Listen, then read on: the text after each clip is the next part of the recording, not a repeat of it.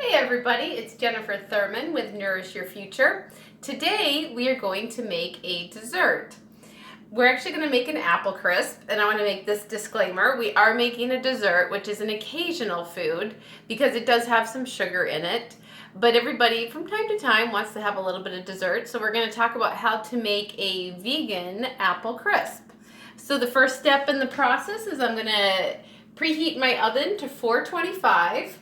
I'm going to use one of these Pyrex pans, and then I'm going to lightly spray it with some of my organic olive oil that comes in the little spray container. And I'm just going to use the very bare minimum that I think I can get away with without having my apple crisp stick to my pan. The next step is I'm going to use these apples. A lot of times people, when they make apple crisp, they'll actually use a tart apple. And as you can see, these are golden delicious. These are not a tart apple. But this week I got these apples from a local CSA called the Produce Project. And because I got these apples for free, I'm going to use them. Or not for free, but I got them as part of my produce box. I'm going to go ahead and use them. So I am going to use some golden delicious apples for this recipe. So the next step is I'm gonna peel all of my apples. You don't want to have apple skin in your apples for an apple crisp recipe. So grab my paring knife, and I'm just gonna start peeling them.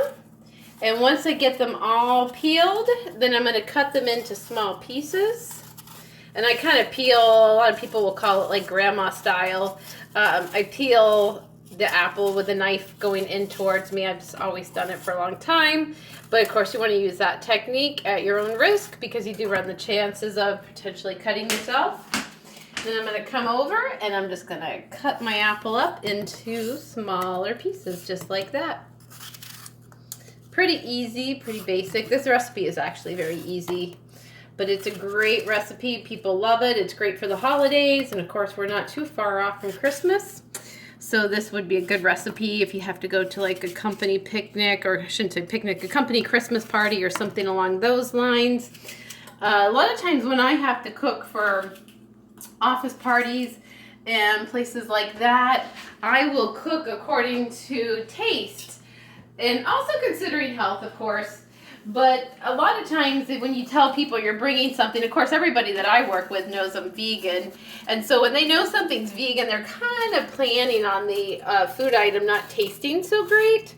So I like to make sure that I really cook things that taste good, so that the first step for people is understanding that you can eat vegan food that tastes really good. So sometimes when I'm cooking for people that are skeptical about a vegan diet, I do really take into consideration the taste of the item. And I'm just gonna do this process of peeling and cutting up the apples until I have all of my apples in the pan.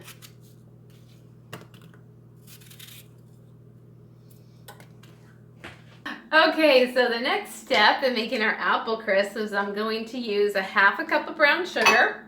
I'm going to pour that in my bowl.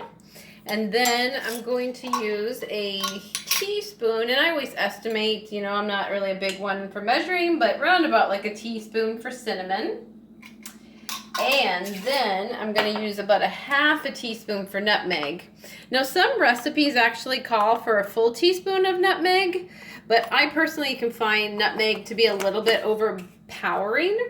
So I don't normally go for a full teaspoon of nutmeg. But if you are somebody that you like nutmeg, then you can certainly add an entire teaspoon of nutmeg in. And now all I'm doing is I'm just kind of mixing up the brown sugar and getting everything well mixed in there together. And then I'm going to pour it over my apples. And I'm just going to sprinkle it right over the top of my apples. And just make sure that I get everything distributed pretty evenly.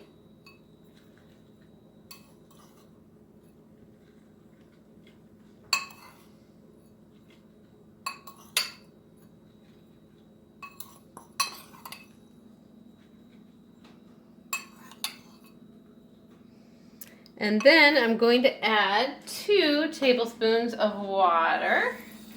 This will actually help the apples just basically create kind of like a, almost like a caramelized kind of a sauce.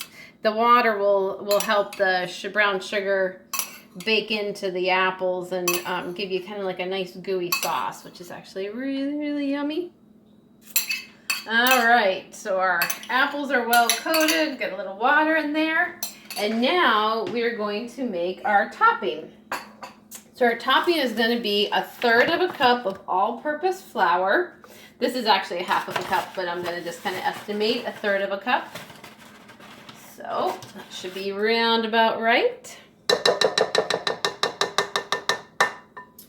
And then I'm going to use 1/3 of a cup of sugar, and I'm using the pure cane sugar. This is 365, which is Whole Foods brand.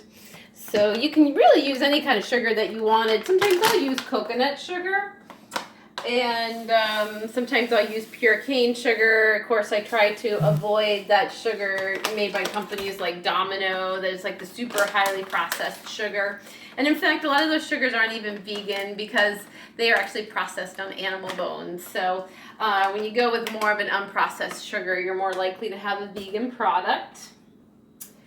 So after I've added the sugar, I'm going to add 1/3 of a cup of rolled oats. And these are just old-fashioned oats. You don't want to use steel-cut oats in a recipe such as this because it's going to be, they're going to just not like bake nicely like you want them to bake. And then the last part of the recipe is I'm going to add 4 tablespoons of butter. And I'm going to use the Earth Balance butter. And you want your butter to be not like rock solid cold because it's a little bit hard to work with it then, but you actually want it to be decently cold because you're going to actually work it into your recipe. So now comes the part where you have to roll up your sleeves and get your hands a little dirty because you actually have to use your hands to make this the rest of this recipe. You're just going to kind of mix everything in and you're creating essentially a crumb topping. And then once we have our crumb topping, we're going to top off our apple crisp with it. And then we're going to be ready to throw it into the oven. And this recipe is going to bake at 375. I think I mentioned that we're going to bake it at 375, and it's going to cook for 30 to 40 minutes, just kind of depending. You know, different ovens can vary in their timing, so you just kind of want to watch it and see that it's browning on the top, and you also should be able to see that the apple sugar mixture underneath is starting to bubble.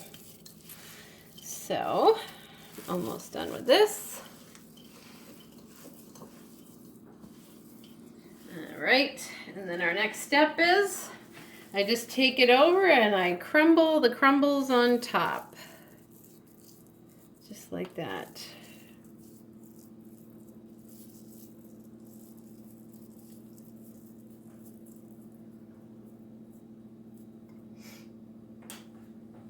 This recipe looks like it might be a little bit light in the crumble topping, so I think I'm actually going to make double the recipe and create a little bit more crumb topping because you actually want for an apple crisp to have a pretty decent layer of crumb topping. So I'm definitely going to make up another mixture and add it to the top of my apples so that most of my apples are covered. Okay, so you can see I've made some more crumble for the top of the apple crisp, so now it's nice and covered. And now I'm going to throw it, my oven is preheated to 425, so now I'm going to throw it in my oven for 30 to 40 minutes. Then once it's done cooking, I'll bring it out, I'll let it cool, and serve it with a little bit of vegan ice cream.